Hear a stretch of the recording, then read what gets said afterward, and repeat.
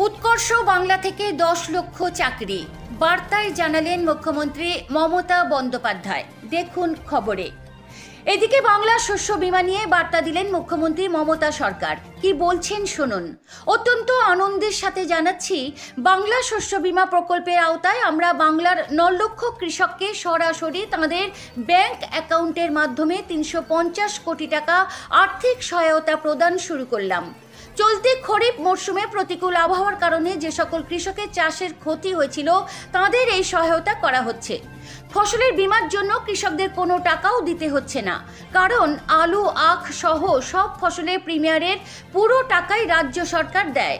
এটা আমাদের গর্ব যে 2019 সালে চালু হবার পর থেকে কেবলমাত্র বাংলা শস্য বীমা প্রকল্পেই আমাদের সরকার 1,12,00,000 ক্ষতিগ্রস্ত কৃষককে মোট 3,562 কোটি টাকা সহায়তা প্রদান করেছে।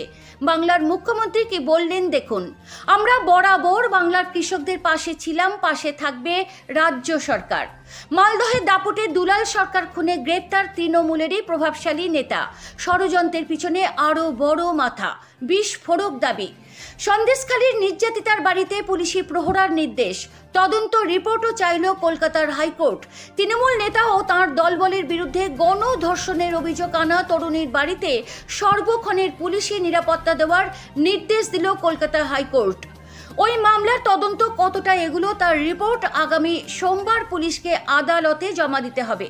ফুচকা বিক্রি করে সংসার চালান, চাল নুন কেনার গার্হস্থ্য অনুশাসনে সন্তানকে উচ্চ শিক্ষা দেওয়া কার্যত বিলাসিতার সামিল। তবুও সরকারি স্কুলে পড়িয়ে কলেজে ভর্তির আশা ছিল মায়ের, কিন্তু সরকারি স্কুলে পড়াতে গিয়ে নিজের গহনা বন্ধক রাখতে হলো তাঁকে। বিস্তারিত দেখুন খবরে।